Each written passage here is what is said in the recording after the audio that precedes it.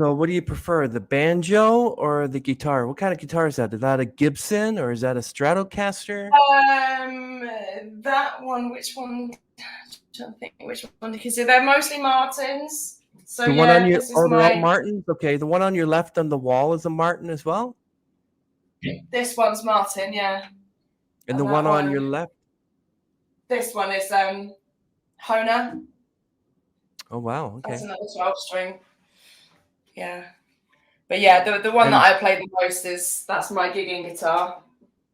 They've all got okay. stories of, where they came from. And I have to do something about the light. Hold on. Okay. Awesome. So that should be okay. Let me see. Yep, that's fine. Alrighty then. is my sound all Welcome right, everyone. Chris? I Oh, don't sorry. think it's picking up. What's going on? Is my sound okay? Your sounds, yeah, I hear you perfectly. Yeah, great. And you can hear me as stereophonic as you can, right? Yeah, I can. Cool. Welcome everyone to another onstage podcast. Today we have a singer-songwriter hailing from idyllic village on the south coast of England. She's a songstress with a knack for brutally honest lyrics and a voice that could bring a tear to the eye of the most stone-hearted souls. But she's almost got me because my heart might be stone, but I'm just like, no, not me. Anyway, so we're going to introduce her. Her name is DiElle. Hi. Hi, And Chris. hi, DiElle. Pleased to meet you. And her music is like the person that knows you better than anyone else, providing a sense of comfort. Now, DiElle, can you give us a little bit of a background of who you are and what got you into music? Who am I? So yeah, I mean, you've summed it up there. I am from. I moved back to the place where I grew up when I was young. So I live in a little village in Hampshire, and I was very lucky to be born into a musical family. So both my parents just loved music, and my dad played a lot when he was younger. Always, great records on in the house, and my mum still sings now, and my dad played in function bands when he lived in London when he was when he was in his 20s. So just loads of really good music in the house, and I was just encouraged from a really young age to play. I asked my dad one day, I came back from a radio interview where I said, I think I was a teenager. And I asked my dad and I said, how old was I when you first tried to get me to play guitar? And he said, I don't know, about 3. So I think, dad always encouraged me to play and piano as well. His mother, and this is a connection I've only made recently, really, his mum was the matriarch of their family, and she was one of 14 siblings. Wow. And she used to, big family, and she used to have these big family get-togethers at her house when I was really small. And one of my earliest memories, and she played the squeeze box and sang and played piano, and they were £10 poms. Sorry, family history. They were £10 poms. So when they went to Australia, when my dad was little, she used to play in the pub on the old upright pub piano. And one of my earliest memories is of being at my nan's house when I was about 3 or 4, being underneath the piano with all of these legs around, with them, all of my, loads and loads of aunties and uncles and cousins all sort of squished into this tiny little room in this house in Portsmouth, singing along, and you had to join in. She had this big bag of percussion, and she said, and I'd just say, but I don't know the songs, Nana, and she would say, it's okay, it doesn't matter, you can just play along. So like the option to sit it out wasn't like you're here, you have to join in. And I kind of got this message from a really young age that this is about, music is what brings people together. It's how you express love for people. It's how you celebrate, good times, and having, what brings is something that families can do together and all that kind of thing. And I think that just went in on a kind of subconscious level when I was really small. And then, I was very lucky to study as I was growing up. I had piano lessons from when I was about 5, and had this really, really lovely piano teacher. I wish I could remember his name. Really lovely piano teacher when I was really young. And when I got a little bit bigger, I started writing stories and stuff like that. And I had a teacher who encouraged me to write stories and things. And then as I was a teenager, those two things kind of smushed together. So in terms of like what got me into music, I think I was just imbued with the love of it from a very, very young age. And that is essentially who I am, I suppose. It's how I process everything. It's how I process the world. How I experience the world is through music and through sound.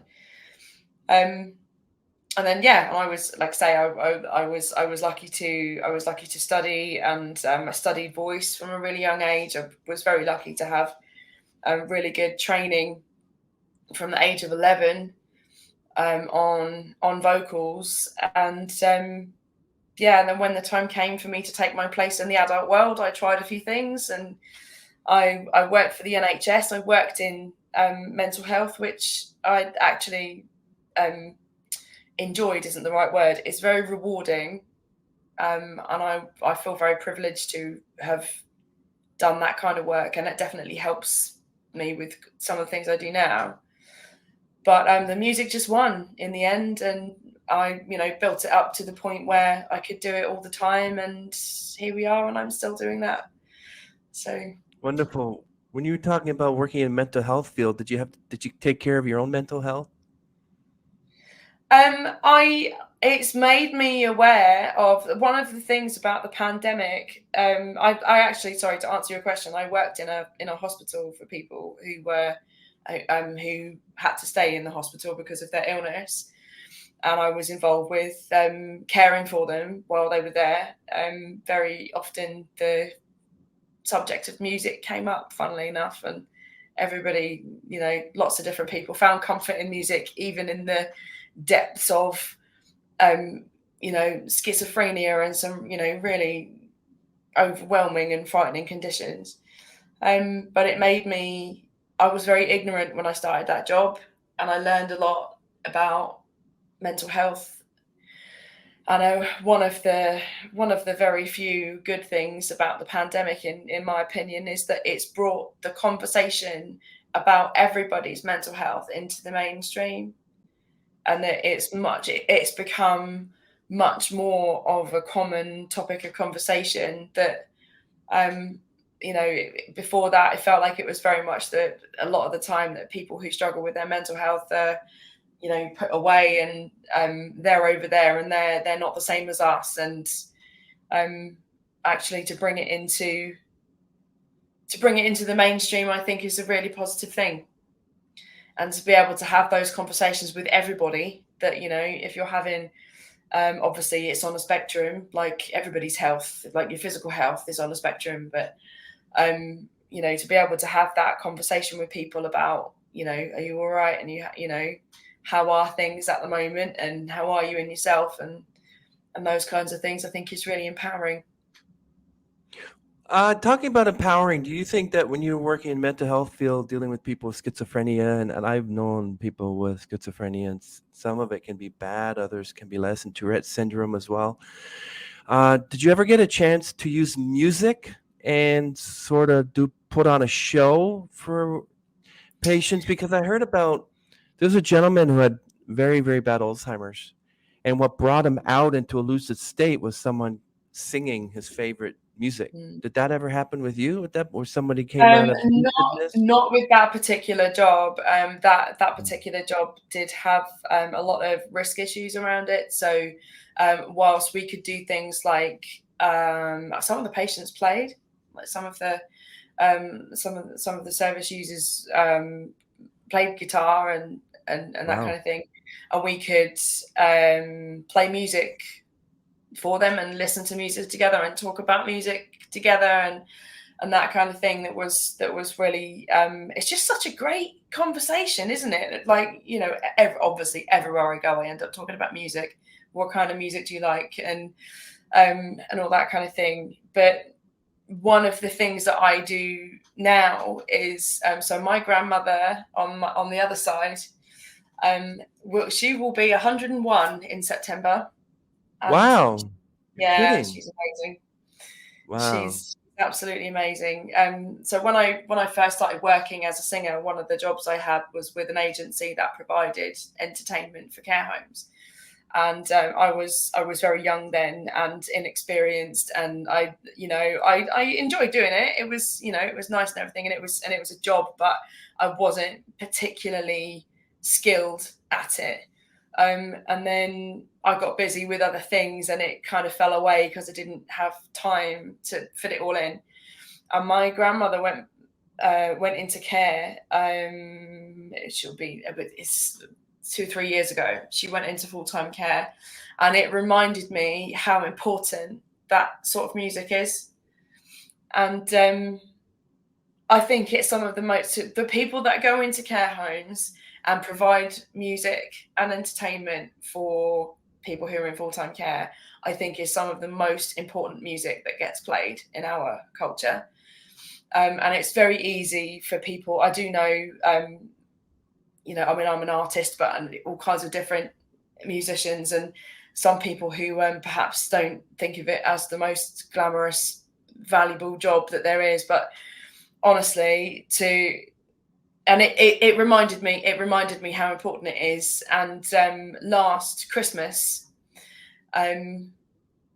my Chris from my band, Chris and I put together this little Christmas duo, and just went round and we got some really good Christmas outfits, and we went round to as many different care homes as we could just to do Wow. a Christmas event for everybody. And we Honorable. enjoyed it Yeah. so much that we've carried on doing it. So one of the things that I do now is a sing-along session, where the idea is that it's not about them, you know, watching me sing, but for me to go in and facilitate, trying to find the right songs, and, you know, to get them to sing. Because my grandmother, she's, like I say, she's 100. She has good days and bad days. Some days she doesn't know who I am. Some days she doesn't know who she is. She doesn't know where she Wow. is. You know, some days she's really quite distressed. But if I if I sing to by the light, she sings it back to me. She Hmm. does, even when she's in the most distressed state. And it just goes to show how deep music goes in to people's beings, and she can still remember, you know, tunes and words and things like that. So I've really enjoyed doing that over the last year or so. And there are a couple of places where we go quite regularly, where you know, we're getting to know the residents, and it's very rewarding. You know, of all of the things that there are available to musicians to do to earn money, it's, yeah, you know, I've done a lot of singing in pubs for drunk people and stuff like that, and that has its place as well. And when they sober, they have no idea what you sung. Yeah, it's I'm grateful for that experience. But I think, but yes, wandering back to the point that now that I've spent a lot of time with my grandmother while she's been, her dementia has been, you know, her mental health has been declining. I'm much better at it. I'm much more skilled at engaging with, with people who have those kinds of struggles. and there's much more flexibility. It's not just about the songs, it's about engaging with them and trying to get them to talk about anything that they remember, and all that kind of stuff. It's amazing. And the people that work in these places, the activities coordinators that we've gotten to know, they work so hard for their residents to try and give them a good day. It's a really it's a very fulfilling thing to be part of.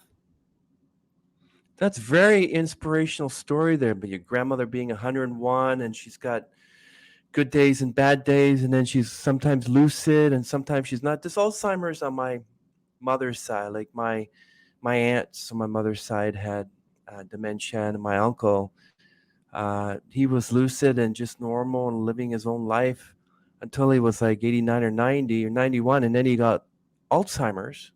He didn't even know who I was, and I'm like, it's a hard thing. I got a Sorry to hear good that. That's really hard. Yeah. I got a good name for your band, though. If you're going to all these nursing homes and mental health centers and everything and play music, you ready for this? Mm. The musical therapy dogs. That's what you do. You're like therapy. That's what you are. You come and you say, "Hey, everyone! Hey, the musical therapy dogs." Do you have them that's tapping? amazing. Yeah. Like that? Yeah, depending on their level of ability.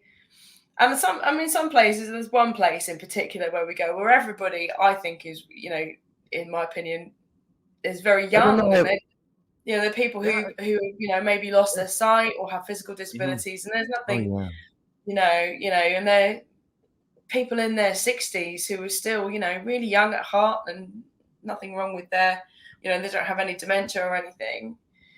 No, but I know a Yeah. 13-year-old who got dementia. It's called childhood dementia. It's terrible. Oh my God. It exists. The youngest I know is 13, and the oldest, I used to work in nursing home back in the 80s, and the youngest one, I didn't hear about childhood dementia until they had the Benjamin Button movie come out, where he aged backwards, and then he had a 9-year-old with dementia. Before I realized that there was actually childhood dementia, 13. And when I worked in a nursing home, the youngest was 54. And when you're talking about people who are, like, there's still people living on their own. Like, I know a 104-year-old, and she works out in the gym, and her fitness instructor is 70-year-old guy. And I'm like, and people ask me, how long do you want to live? I'm like, well, I admire people who are over 100. I admire people who are 103, 104 years old. They're running marathons. They're riding bikes. They're playing with their great grandchildren. And then at the same time, you have people younger than me who have walkers. Their health isn't. I'm like, it's got to do something about diet. Like with me, I went on a keto in January and lost like 32 pounds. And I feel good. I remember a lot of things. And, but music is one thing that if I ever get into that position, play music, and I'll be like, oh, yes, I remember this song. Who are you again? Anyway, what's that song called? But but I'm so happy you're doing this, and your music is wonderful. Thank you. And you were talking about your mom playing the squeeze box. Forgive me if I'm from Canada, so is that another name for accordion? Yeah. Yeah, But that was my grandmother that was my dad's mom. Yeah. Right. Yeah. Yeah, she plays you've got the accordion, which is the big one with the piano on the side. And then there's a smaller, like, hexagonal one that's just sort of hand-sized. And yeah, I think that's a Cockney word, actually, squeeze box. Wow. Just a story about your grandmother, just so inspirational. Thank you so much, DiElle, for sharing it. Who or what inspires you? Like you wake up in the morning and suddenly, like I've heard some, my cat's down there, Hannah. You wake up in the morning. I've talked to some musicians and they say they write the lyrics first or they write the music first. Sometimes they go outside and they look at the world and okay, there's a lyric there. They see a squirrel running across the road, they see someone walking a dog, say, oh, there's another part of lyrics, and then they come up with these fantastic lyrics for these songs, and it's so inspirational. What is your creative process like? How does that move you? How does that give you such this power that you just, okay, I gotta write this out, and then the music just flows through you, or how does that work? So that's a great question. The short answer is lots of different ways. In a little bit more depth, I have like some processes that I follow that always tend to work for me. So you've got the completely hands-off approach when it's like, the muse is just the songs that seem to just come out of the ether and just come straight through you. And I do have a handful of those where I've just, it's come out almost perfect. But that you can't rely on that. If you want, certainly I can't rely on that to happen all the time. I get probably, I don't know, maybe 2 or 3 of those a year. And in that instance, I'm lucky if I'm near an instrument or in the studio or somewhere. So often it's now that we've all got these recording devices in our pockets, a lot of it is singing into the phone, often in the car. Quite often I'll find that movement. Tell you where I swimming absolutely just floods me with ideas. Excuse the pun. So in that instance, it's very much a case of, for me, of like just I feel like I'm chasing it, so I like just write it down as quickly as possible, or record it in whatever way that I can. Whether that's I've got a songbook and a journal that I carry with me everywhere I go.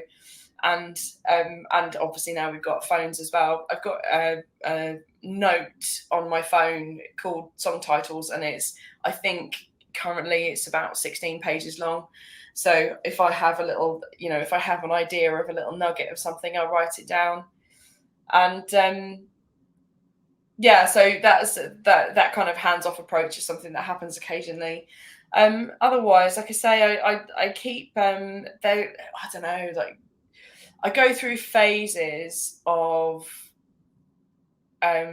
what I call creative flow. It's not strictly it's not strictly that kind of mental state of being in creative flow, but I go through phases of about sort of 3 or 4 months where I'll just, everywhere I look, there's songs. So I'm I'm making notes and I'm writing things down and I'm having ideas for this, that, and the other, and I gather them and I write them down, and then periodically I'll go. I try and do 1 day a week in the studio, and a lot of the time that's recording. But if I don't have a lot of recording projects, I use that time for songwriting. So I'll go into the studio or in here. I like to write in here because I've got all of my stuff, got all of my things. And sometimes I might want to play the uke, or I'll try it on piano. I've got a piano here behind you. Wow. Multi-instrumental. And sometimes depending on you play the same song on a different instrument gives it a totally different vibe, and that might trigger other ideas. So I'll then sort of flesh them out, but it does dry up, and every single time it does, I panic that I'm never gonna have a good idea again. But what I've learned is that's it's like the tide. You get these kind of tides of this incoming of loads and loads of ideas, and then that creative energy kind of backs up if you can't actually give it the time to go out and flesh things out and finish things. That creative energy dries up, for me at least, and that's my time to get things finished and get things recorded. And it's getting the timing right with that, because I don't have any control over it. So that can be frustrating sometimes. But then it's down to me to put the right kind of activities and the right spaces in my diary to be able to honor that, I suppose, and and fulfill that. And every now and then I give myself a little project like One Girl, One Guitar I was doing last year. I did that in part because I was absolutely overwhelmed with ideas, like the previous 3 or 4 months to starting that in September. I'd be fighting. I mean, I felt like I was losing my mind. I would be sat here trying to have a conversation, and I've got 3 or 4 songs playing in my head, and I was like, I can't. This is getting to the point where I'm struggling to function because I've got just so many songs in my head. Wow. Yeah, it's I know I sound yeah, when I tell people that it has that reaction. But yeah, so that's why I started the One Girl, One Guitar project. Was like, right, I'm going to finish one every 2 weeks, which is crazy. That's a crazy writing, recording and releasing schedule. But I needed to do something to channel that energy to make it manageable so that I could have some kind of conveyor belt of getting all of this stuff out. But sorry, did that answer your question? Yes, sure. Yeah. No problem at all. Still inspirational. Yes. And so, what was the most difficult song for you to write, and why is it difficult? Most difficult song. That's a really good question. I don't think I've ever been asked that before. The most difficult song. I think every now and then some of the things that I struggle with are or some of the things I have struggled with in the past. I think I'm handling it better now, but writing to a brief. So somebody, licensing company or somebody comes to me and says, we need XYZ song. And I know that it's going into an exclusive library. So I struggle to do my best work because I know there's every chance that it's going to go into an exclusive library and it will never again see the light of day. So, and if I know that I've written something really good or I've done a good job and I want it to be heard, those kinds of things I struggle with. So I kind of I don't do my best work under those circumstances. I do a good job, and I have got to the point where I'll pick and choose the briefs because I'll know that if it's this kind of genre or this kind, there are some things where some buckets are I'm quite happy to have a great day in the studio and make a brilliant track, but I'm not attached to it. Like I can let that go and keep everybody happy, but I'm not grieving for some poor little lost song that's buried in a library that nobody's ever going to hear. So that I have found extremely difficult in the past. Working with the right co-writers is really important.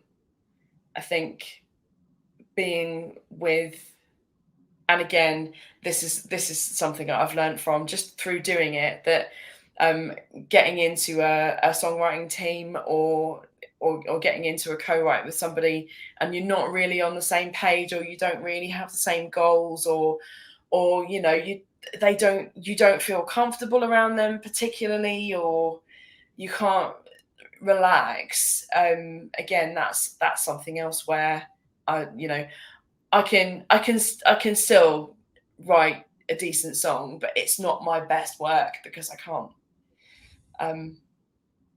relax. And a lot of the time when you're songwriting, a lot of your vulnerabilities come out, and you need to feel comfortable to discuss those kinds of things with your co-writers. So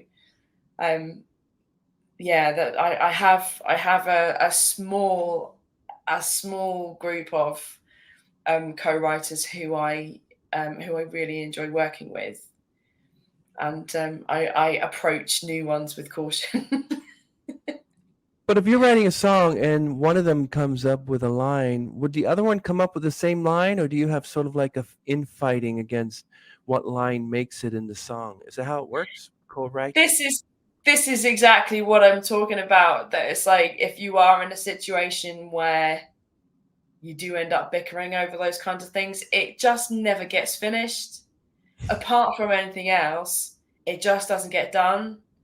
And that you need to go into those situations with some give and take, and with the idea that I always go in with the attitude of everything that I suggest is not going to end up in this song. So to kind of protect your downside,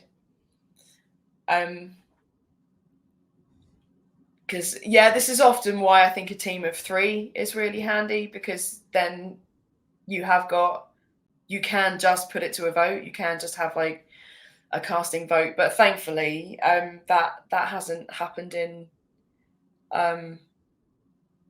that hasn't happened in my professional life. Since I've been writing professionally, it's a long time ago. I remember struggling with co-writing when on a much more amateur level. But I guess my co-writing skills have improved as well. So I'm better at communicating, and I'm better at understanding myself about what my motivation is when I say make XYZ suggestion.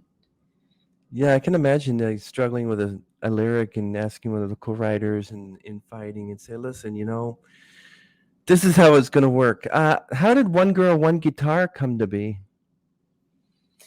So, I like I say, I was going through this period of this sort of really extensive period of creativity last summer, and just completely overwhelmed with song ideas and things. And I have been concentrating on the band.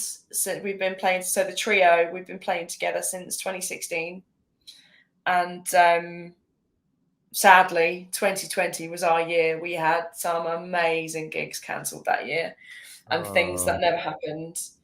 And I think, and I was writing at a speed that was just too fast for the band. It's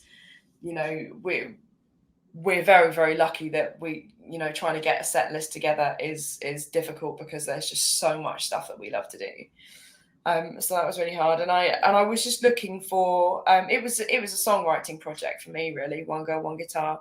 So I sort of looked around and thought, what outlets are there where I could do something interesting that might be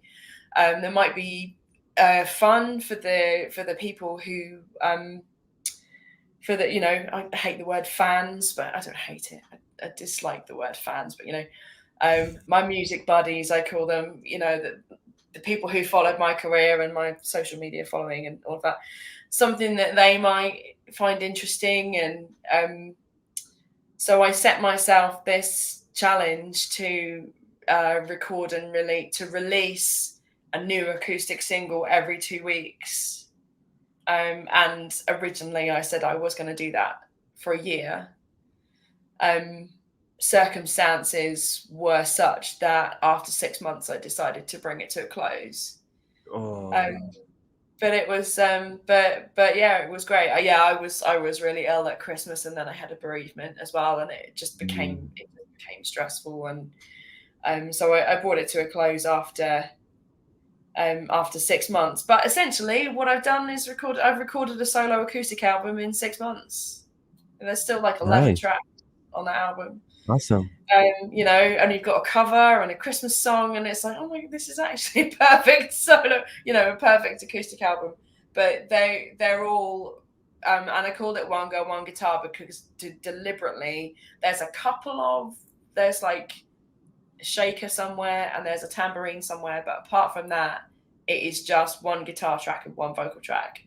A lot of my previous catalogue, I'm a singer and I love voices, and I'll put 2 choirs on it and another 50 tracks of me singing vocals and do like really big sort of vocal arrangements and stuff.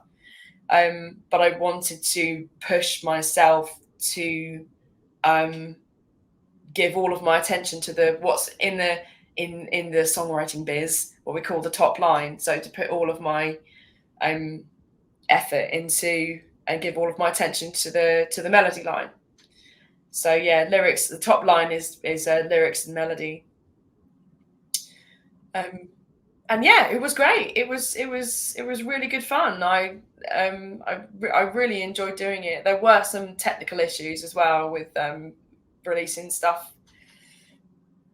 Yeah, there were a couple of technical issues that I hadn't foreseen as well, where like starting an album on Bandcamp and then adding in a track.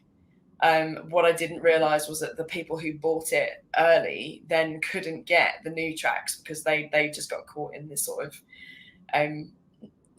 this loop of, no, you've already bought this album, but I haven't got that song, but you've already bought this album. So yeah, sadly, it was most annoying for the people who supported it right from the beginning. So that is a shame. I think it was my fault for just assuming that, it used to on iTunes, you used to be able to buy a couple of tracks off an album. I used to buy an album for $9.99 and tracks and everything, and then Spotify existed, and I'm like, what's the purpose of MP3s anymore? There's no point. Yeah. So there were those kinds of reasons for why I didn't slog it out for the whole year, but it just got to the point where it was I wasn't well enough to keep up with the recording schedule, and it was then becoming a pressure to get things finished, and I just knew the songs weren't going to be I didn't want to look back on it and think, well, I've done half of it really well and the second half of it is all like unfinished work that I've just released just because I said I was going to. And something that going back to my grandmother, who used to bring people together with music, it's something that I really like to do is to be open and honest with my fans about what's going on. And I've said, I said I was going to do this, but actually, I've been really unwell and I've had a bereavement, and I just can't keep up with it, and I don't want to do subpar work. So that was kind of where this new EP was born from, that actually it's fewer songs. They are slightly more refined arrangements, and they are more refined recordings. But yeah, so I sort of brought One Girl, One Guitar to a close in March, and was actually already working on the EP because I already had the song. So I've now taken another however long that is to work on some new songs. Yeah, that's thinking when you mentioned about pandemic and how you had all these gigs canceled. I know that when the pandemic happened, it really affected the opera singers. I've talked to many who said that they had to stop performing. Some, like for instance, Chris Mann. We know about Chris Mann. They went online and they did like gigs on there, and people opened up a YouTube channel and did concerts online. I can imagine, like, you're 101, well, you're 99 at that time, 98, 99-year-old grandmother. How did she get through the pandemic? Did you have to stay with her? How did that work out for you? She was 97, 98 at that time. And we were very fortunate, and she was living on her own. She was from London originally, and she moved down here when she was 96. Wow. And went into, I know. And she was saying to me, I feel silly to be afraid to start my life over. And I was like, I'd be afraid to start my life over at my age, to just leave everything that you've ever known and go and live in a different town. But anyway, she moved into she was in what we have here in the UK called warden controlled flats. So Hmm. it's a block of flats, and she's got her own place, and she bought the flat, so the property belonged to her. But there's somebody on site to look after the residents. So if they need anything, the warden is there, and there's other systems in place where they've got a button to press in the morning to say that they're okay and stuff like that. So she was living there and on her own, and she'd made friends with the neighbour. And when we were supposed to be isolating, they took the very wise decision to allow them to isolate together. So Nan was staying at home with Dennis, lovely Dennis, who pretty much pretty much looked after her, and so they were together during that time. But I did go, and a handful of times during the first lockdown, I did go and I had to go and help her with some stuff a couple of times, and I did that rather than any other family members, because we were actually isolating. My stepdaughter is immunosuppressed. She's got problems with her immune system, so we had to isolate her really strictly from really early on.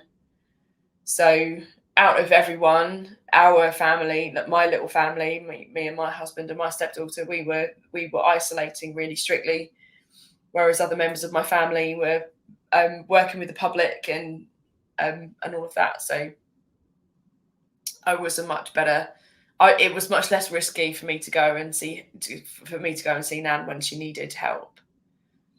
But yeah, she was amazing. She said it was worse than the Blitz. She said that the Blitz was like, well, you go into the bomb shelter and all the bombs come down, and then it finishes, and then you can go out again. I think she really, really hated being. I mean, I know a lot of us did, but she really, really hated being locked up and, not being able to go to the shops and not being able to socialise and all those sorts of things. She was amazing. I know. I heard from a lot of veterans who remember being in World War II.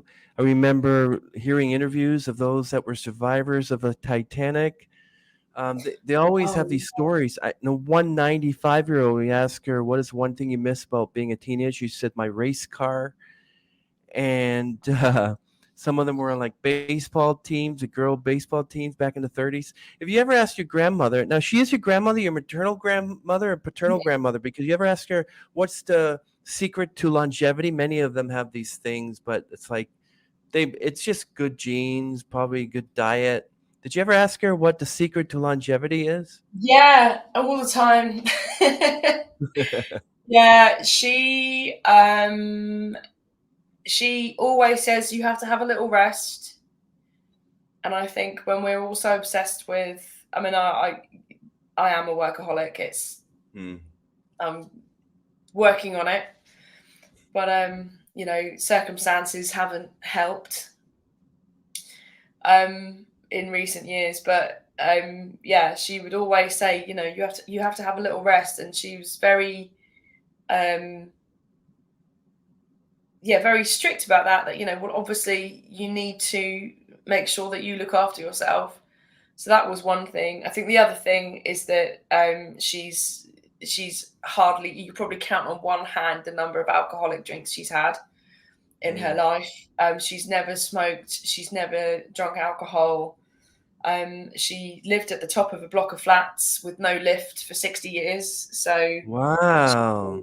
she climbed, and she moved in when she was pregnant with my mum, and she had 4 kids. Incredible. Walked up and down the stairs every single day at least once for 60 years. So physically, even now, she's very, very she's very, very strong physically. She's very strong still. Wow. And she volunteered. She volunteered on the people from the UK watching this might understand. She worked on the information desk at Charing Cross Hospital, so it's one of the biggest hospitals in London, and with all of these clinics with great big long medical names and doctors with really long names and all of this, and she volunteered on the information desk right up until the day that she was at work when she moved down here because she had a mini stroke, and so mentally she was always doing a lot. Physically, she was really fit and strong, and made sure, so she kept herself busy and always had a little rest. Didn't drink, didn't smoke, and Amazing. yeah, she really is. She really is. So let's talk about your new single, "Searching for Heaven." Tell us more about that. When is that being released, and what's it about? Thanks, Chris. So, And what's the most difficult thing about being musicians? Writing that song? about being a musician. What's the new single about, "Searching for A Heaven"? new Give us a little bit. single. Thanks, Chris. Yeah, so today is Monday, so I don't know when everyone's watching it, but today is Monday and it's out on Wednesday. So the new single's out on the 28th of June and it's called Searching for Heaven. It's when Will I have I a corresponding music video ready as well to add to the yeah, podcast? there is a music video. I'll send you a clip to go with. Yes, I'll send you a clip after this. And by the time, you're so the on best. Wednesday the video will go live as well on my YouTube channel, which is DiElle Music UK, on all socials if anyone wants to come and chat and say hello, talk about my nan or your nan or or anything.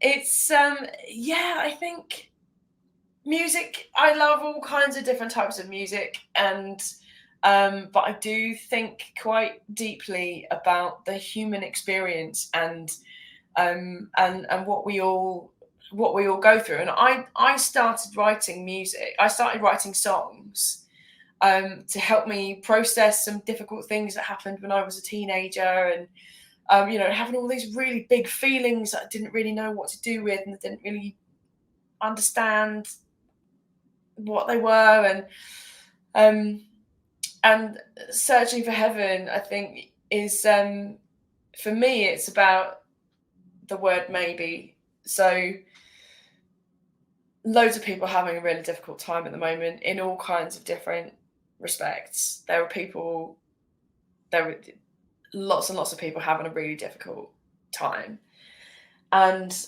there have been times in my life where I've gone through some really difficult circumstances to the point where I couldn't see how I was going to move past it. That, there comes a point where like with a relationship breakdown or something has gone wrong in your life, and it's like, this is irreparable. I'm never going to get my life back. I'm never going to be able to move on from this moment.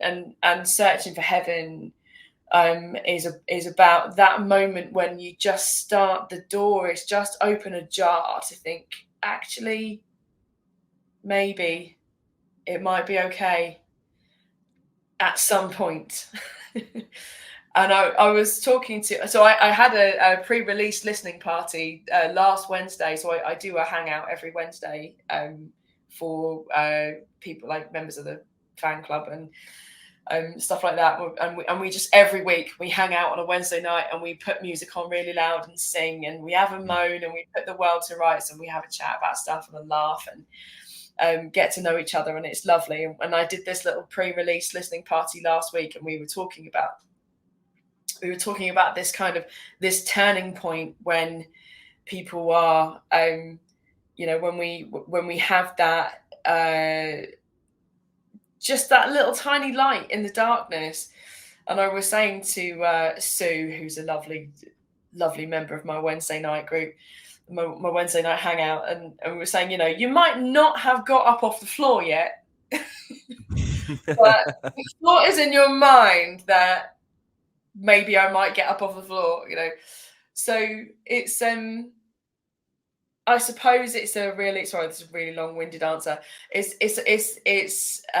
about that little moment when you're, really struggling with something and just starting to turn, just starting to turn around, and just starting to, that little belief sneaks in that we're gonna be okay. It's pretty, but I wanted to honor and acknowledge and validate, for want of a better word, the really difficult feelings that people have. We do have these. I didn't want it to be sort of, cheer up, love, it'll be all right. Worst things happen at sea, and all those things that people say that actually doesn't comfort anybody. But to acknowledge that I see you're going through something really painful. I feel for you for that, but maybe just it might be okay. So that's what Searching for Heaven was. That's the message for me. Amazing. Whatever you make of it, whatever, if you're listening to it and you hear something completely different, that's fine. That, whatever it means to people when they listen is not actually any of my business, I think. But for me, it's about that second verse when the word maybe comes in. So that's the word that's on all the merch. We've got tote bags with maybe on the maybe. It's a really powerful word. Yeah. We're looking forward to hearing it. Did you have a lot of your co-writers help you with it, or did you work on it your own? I did work on that one on my own. I did have somebody who was a sounding board for it. Someone who is a much more experienced songwriter than me, and commercial songwriter. I'm not actually, yeah. She's a very, very experienced songwriter, and she was kind of sounding board for me with it. But she didn't actually. We didn't co-write it. I did a draft, and then we discussed it, and then I did another draft, and then we discussed it, and then I did another draft, and then we discussed it. I think I probably did rewrite it about 4 times. But that process is really helpful for me, particularly if I am close to the emotional content. If it is something that I'm finding very emotive to sing about, it's useful to have. It's a privilege to have somebody else just sit there and say, this bit doesn't make sense. And they're like, what do you mean by that? And as long as he's not drunk when you send it to them. And then they'll be complaining, well, I didn't write this. This is crap. This is what I should, and then return it back to how you had it. So, okay. I can imagine emotional turmoil go through when you have to write something. But what if you don't feel anything? What if you got this, like, I don't know if you're much like me, where you just don't care about something. Would you not really write a song or have anything to do with music that day if your mind set isn't correct, you had a bad day, you just it's an English term that you just don't care? Yeah, I think in terms of writing, just because of the kind of artist that I am, mm-hmm. and the kind of artist and the kind of songwriters that I work with, I need to keep going until I've got something to say. If it's a brief, that, if I've been given a brief and I need to write something, then there's, I say to people all the time that, inspiration and motivation are for amateurs. That it's like you've got a job to do, so you just get on and do it. And I dig into my toolbox, and okay, it might not be my best work, but I've done a good job, and there are a certain set of skills that you can draw upon where you're not just waiting for everything to arrive from the muse, you know. And I think, yeah, some days it is really hard, and particularly gigs, you know, if you've got a performance to do and maybe something terrible's happened, or, you know, I won't list examples, but, you know, sometimes when you've got a gig to do and it might have been 6 months or 18 months in the making. You know, before the pandemic, I was booking out 18 months in advance, and something happens on that day and people have bought tickets a year ago. They don't want to hear you whinging and moaning and crying when you turn up. You know, you have to come up with the goods for those people, and sometimes I do just have to put my feelings aside. You know, it's obviously a lot more enjoyable if you can really be in it. But and some days I do really have to dig deep. But in terms of but I wouldn't fork over $9,000 for a Taylor Swift ticket like some people have done. It's a girl on TikTok going, "Oh, I just spent $9,159 on a Taylor Swift ticket." Like, why? Put that down payment on a house or something like that. I don't even know how much Taylor Swift gets. If 100,000 people pay $9,000 for one of her tickets, how much does she get from it? You know, because you have to pay the I don't venue. know. Yeah, there's a lot riding on those big artists, and there's, you know, a lot of investment has gone into, and the concert tickets have got so expensive because of streaming. You know, Yeah. if people were still paying for the physical product, then we wouldn't have to pay so much money for the gigs. But a lot of artists and a lot of songwriters, they hardly see any money at all. The streaming stats are, I think, was it Pharrell Williams said that, for, you know, when Happy was really big, and they went through, I think it was when the Despicable Me movies were out, and it was everywhere you went, you could hear that song. Certainly where I lived, you couldn't go a day without hearing that song. And it was one of the most popular things that year. And he said that he earned about £7,000 from streaming for that, and it's like, you know, the biggest hit in the world compared to, you know, what you would have earned years ago. But the thing is that, you know, yeah, it is a really difficult situation, but this is the world that we live in. And I was very slow to the streaming party, to be honest, because I was in a world where the vast majority of my income was, you know, I was selling other things. You know, I had CDs, I had gigs, I had, you know, other things that I was doing, and I'm extremely late to the party where it comes to streaming, in terms of trying to get anything, you know, trying to get something good out of it for me as an artist. While I was doing One Girl, One Guitar, I became more interested in, you know, how it actually works, and sort of looking at what benefits there are. And I had a discussion. So a fellow artist of mine, kind of sister artist of mine, Eve Williams, she's one of my people that I go to when we're like, look, can we just talk about this and like thrash this out? And we do a YouTube series called Ladies of Song, which we do on Zoom, and we invite a guest, and we all do one original and one cover by a female singer-songwriter. It's really lovely. We've only done a few of them. She's in Ireland. And we had this discussion on social media recently about Bandcamp versus Spotify. And the thing is that I find is that I actually get a lot of people get really angry about it. Like, consumers of music get really angry about it. So on Twitter, one of the things I do when someone follows me on Twitter is that I'll send them, I'll just introduce myself and say hi and send them a link to a song. And some people get really offended if that's a Spotify link. But then if those kind of people are the sort of people who like Bandcamp, where you pay, it's still like hardly any money at all. But it's still, you know, people who pay for Bandcamp, If you send a Bandcamp link to someone who uses Spotify, they get really offended.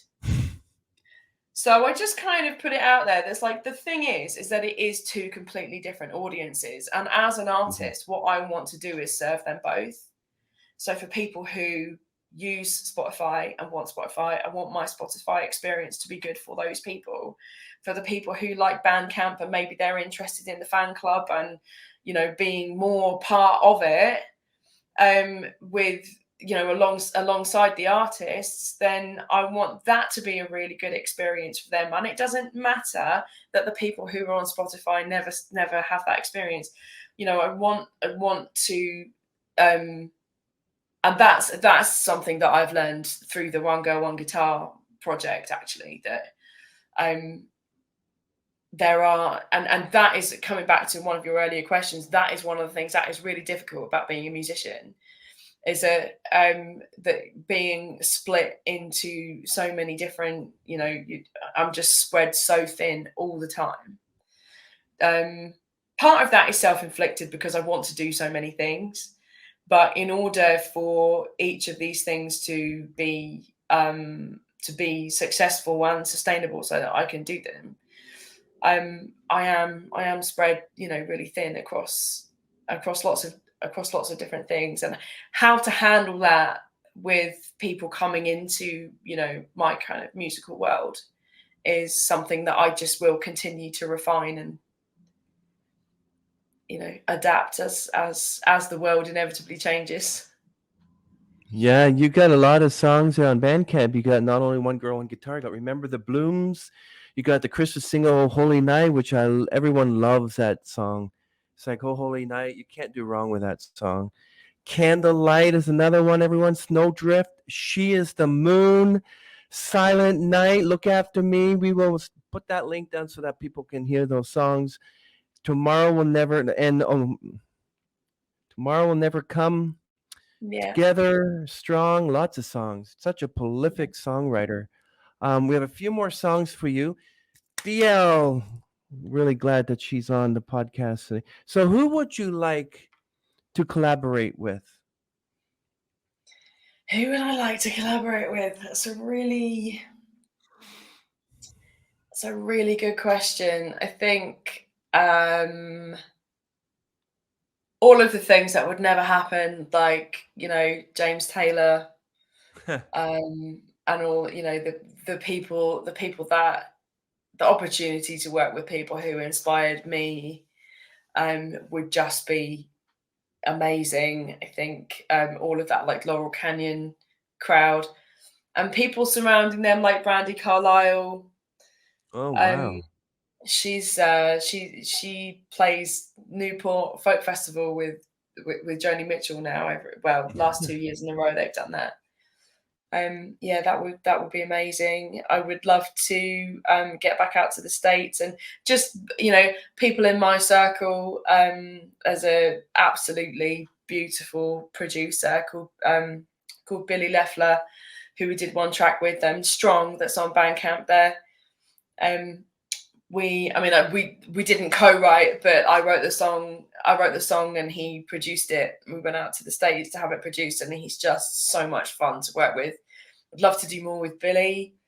I'm working with a co-writer called Dave Vine at the moment, who we've just finished our first track. There's the new EP is called Love, Hope, Nostalgia, and there's a song on it called Stone by Stone, which is a really happy, sing-along, upbeat, celebratory, lots of love song. And Dave and I wrote that together. That's the first one that we finished working together. So I'm really enjoying working with Dave. Never have actually written a song with Eve. So Eve Williams and I have circled around each other. We've recorded together. She sang on my last studio album on Together. But we've never actually written together.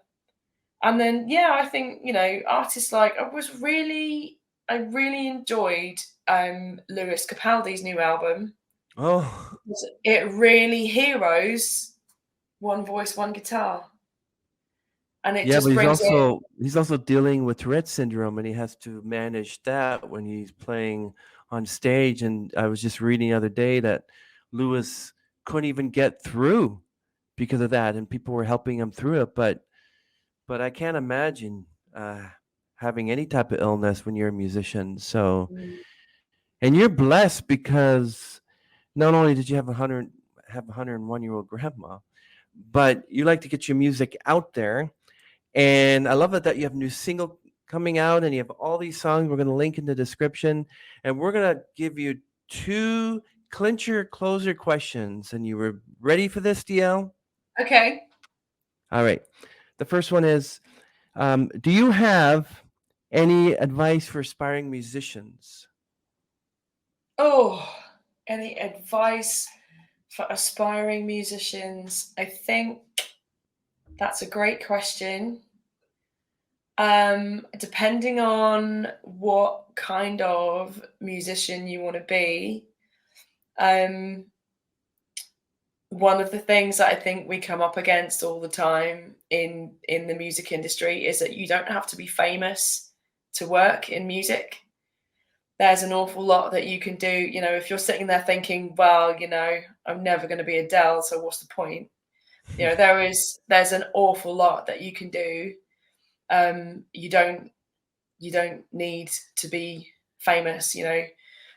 Chris in my band has been on tour with the Spice Girls, with Wow. Billy Ocean. Hmm.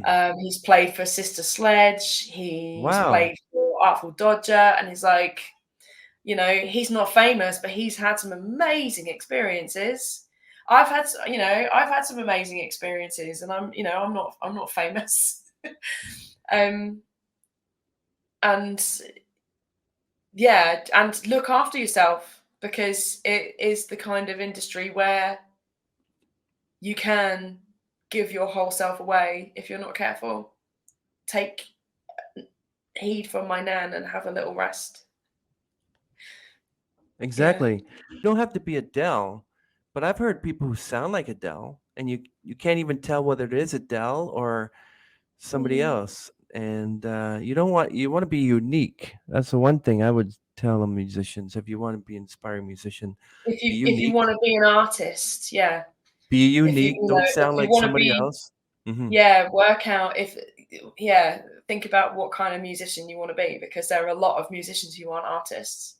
And you can make a really good living in covers bands in Vegas and stuff like that. You can have a lot of fun doing that. You can be, if you want to be a session player, if you're not necessarily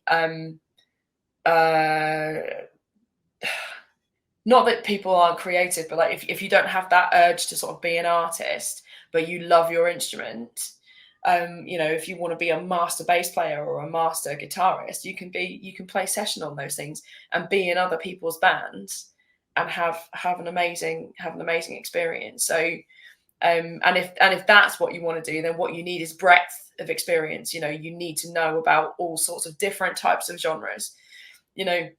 I don't have to do that because I'm an artist, and I'm the one that makes things up, and I'm the one that decides, I want it to sound like this and I want it to sound like that. And Chris is a kind of person who comes to the studio, and he's the one that if he's got an artist in front of him. So today he's got a pop singer songwriter, acoustic pop singer songwriter with him. Tomorrow he's got an Americana artist. The day after that it's country. He needs to know about all of those different types of genres. And yeah, something that his dad said to him was listen to everything. That's good advice anyway for whatever you want to do. Listen to everything, and don't be too quick to dismiss things that you don't love straight away. I think there's always something to learn from, every genre of music is gonna. It's like when people say they don't like the Beatles. It's like they've got such a massive, massive, massive catalogue. There's going to be something in there that you like, and there's going to be something in there that you don't like, because it's so big. And Jason Mraz is someone else I'd love to work with. I absolutely loved his first album. But yeah, it's look after yourself. Look into whatever it is, whatever it is that you want to do. And I think that's something that I didn't really have a full handle of until quite late in the day, really. I was just kind of, doing, and I'm grateful because I have had a very wide range of experiences that perhaps a lot of artists don't necessarily get. But whether you are looking at function work or whether you're looking at original work, or because it's completely different business, and have and listen to everything. So what she says, quote, listen to everything. So all the music that we have from DiElle in the description, listen to everything. Thank you so much You're very welcome, DiElle. We me. really appreciate this. And it was a lovely conversation. So lovely to talk to you. Let's end the stream. And I'm not sure when we're going to be posting this, but we'll try to. When do you think your single is going to be? Like the music video is going to be out for me to add to the podcast. Wednesday. I can send you the clip today. Is it the clip or the full video? The full video will be out on Wednesday on my channel. If you wanted to have some to go with this, I can send. Oh, I can get it. Oh, I have a product that allows me to grab the video directly from a YouTube channel, so I could just grab it from there. So just post the post-to-reel video, and then I'll that won't be and I'll put it at the end of the podcast. Lovely. Okay, everyone, we are going to play the new single "Searching for Heaven" by DiElle. Woo! Okay, and then that's where it will be. Right now, we'll play it. Okay, bye, everyone. Bye, DiElle. Bye, everyone. Thank you. Thanks for having me, Chris. You're welcome.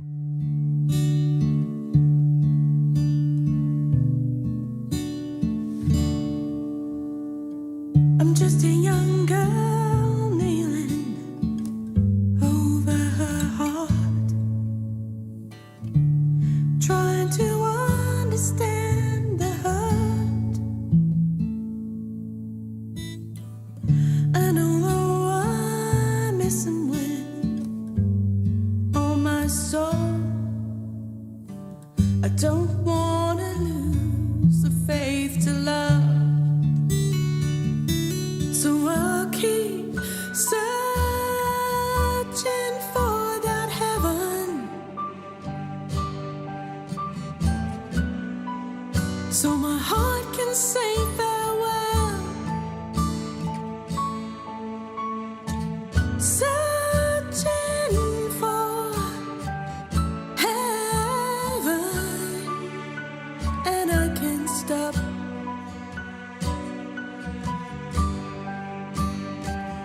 feeling like hell.